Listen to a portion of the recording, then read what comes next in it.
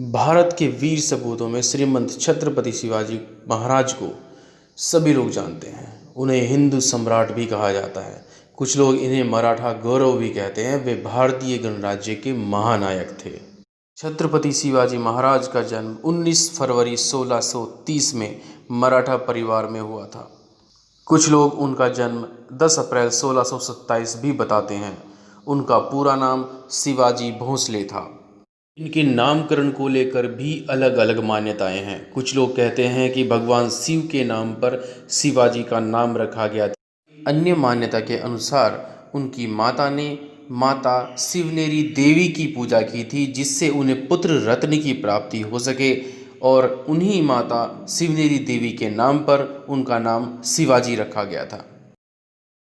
इनकी माताजी का नाम जीजाबाई तथा पिता का नाम शाहजी भोसले था। शिवाजी भोसले वंश के थे और उनके पितामह मालोजी अहमदनगर के निजाम शाही राज्य में एक प्रतिष्ठित पद पर विराजमान थे। शिवाजी की मां जीजाबाई निजाम शाही सरदार और देवगिरी के यादवों के वंशज लाखूजी जाधव राव की पुत्री थी।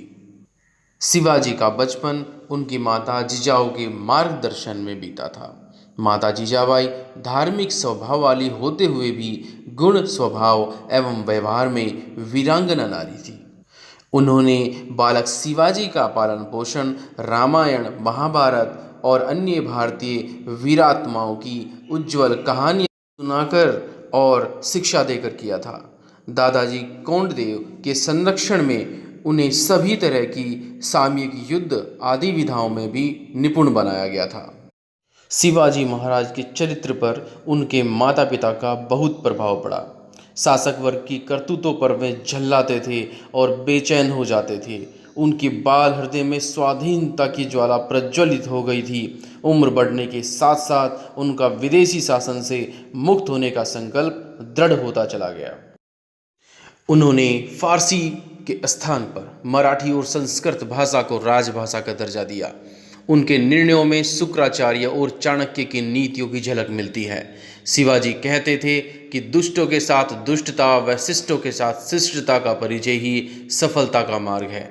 मुगलों की एक सामान्य नीति थी, ज़्यादातर पुत्र सम्राट बनने के लिए पिता का कत्ल करते थे, उन्हें बंदी बनाते थे। इसके विपरीत जब तक पिता जीवित रहे उन्होंने अपना राज्याभिषेक तक भी नहीं किया। शिवाजी ने अन्य क्षेत्रों के राजाओं को एक साथ आने का आह्वान किया। यदि उनकी बात मान ली जाती तो हमें 500 वर्षों तक स्वतंत्रता का इंतजार न करना पड़ता। वे घर में छिपे गद्दारों और धोखेबाजों को पहले निपटाने के पक्षधर थे। दादाजी कोंडदेव शिवाजी के संरक्षक थे, जो पूना सुपा जागीर की देखरेख में थे और शाहजी भोसले के मित्र भी थे। शिवाजी के ऊपर समर्थ गुरु रामदास का अत्यधिक प्रभाव था। 1640 ईस्वी में शिवाजी का विवाह साईं बाई के साथ हुआ था। उस वक्त वो मात्र 10 वर्ष के थे। 1645 ईस्वी में शिवाजी ने रायरी पहाड़ी पर स्थित रायरेश्वर महादेव मंदिर में दादाजी पंत की साक्षी में देश की स्वतंत्रता, हिंदवी स्वराज्य की स्थापना और अपने धर्म की रक्षा के लिए तन मन धन अर्पण करने की कसम खाई। अफजल खान से संघर्ष 1659 ईस्वी। 1659 ईस्वी में बीजापुर राज्य ने अपने एक प्रख्यात सरदार अफजल खान को शिवाजी को कैद करने या मार डालने के लिए भेजा। उसने अपने दूत कृष्णजी भास्कर को शिवाजी के पास भेजा और मिलने की इच्छा जाहिर की। वार्ता के लिए स्थान जो चुना गया वो प्रतापगढ़ का जंगल था। शिवाजी ने अफजल खान पर विश्वास नहीं किया और धूर्तता का जवाब धूर्तता से देने का निश्चय किया। उन्होंने मोरो पिंगले और नेताजी पालकर के नेतृत्व में पहले ही मराठा सेना को जंगलों में छिपे रहने को कहा था और गोपीनाथ को दूत बनाकर अफजल खान के पास भेजा। शिवाजी ने अपने अंगरक्षकों के रूप में जीव महल और शंभूजी कावजी को लिया। अफजल खान सशस्त्र आया और उसके साथ 2 अंगरक्षक आए, जिनमें एक प्रख्यात तलवारबाज सैयद बांदा था। अफजल खान ने गले मिलने के बहाने शिवाजी की हत्या करने का प्रयास किया। शिवाजी के कवच ने उनकी रक्षा की और उन्होंने अपने बगनख और कटार से उसे मार दिया। 1660 ईस्वी में औरंगजेब ने अपने मामा शाइस्ता खान को दक्षिण का सूबेदार नियुक्त किया और शिवाजी को खत्म करने का आदेश दिया। शाइस्ता खान ने बीजापुर राज्य से मिलकर मराठों के विरुद्ध कुछ युद्धों में सफलता अवश्य प्राप्त की। उसने शिवाजी से पूना, चाकन और कल्याण सहित बहुत कुछ स्थानों और किलों को जीतने में भी सफलता पाई, किंतु शिवाजी युद्ध करते रहे। 1663 ईस्वी में शाइस्ता खान ने वर्षा ऋतु पूना में बिताने की योजना बनाई। 15 अप्रैल 1663 ईस्वी को शिवाजी रात्रि के समय पूना में घुसे और शाइस्ता खान के निवास स्थान पर आक्रमण कर दिया। इस संघर्ष में शाइस्ता खान का अंगूठा कट गया और उसका पुत्र फतेह खान मार डाला गया। शिवाजी और कछवाहा राजा जयसिंह के बीच 22 जून 1665 ईस्वी को पुरंदर की संधि हुई। उस समय मनुची भी वहीं पर उपस्थित था। इस संधि की शर्तें थी।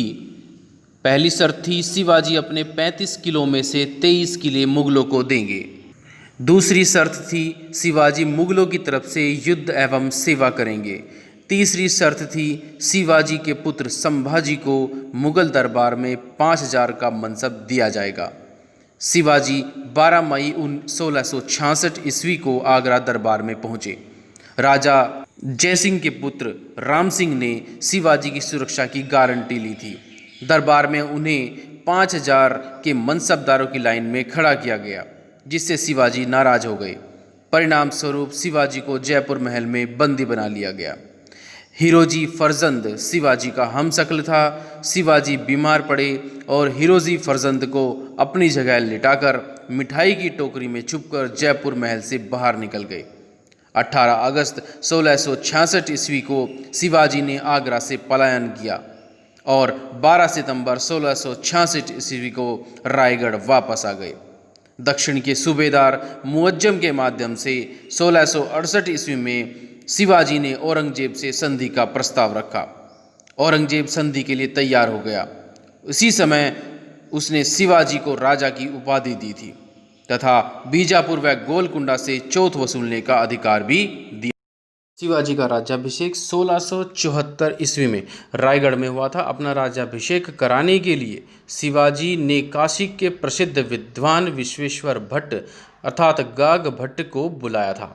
विश्वेश्वर भट्ट ने कायस्थ धर्म प्रतीप नामक एक ग्रंथ की रचना की थी।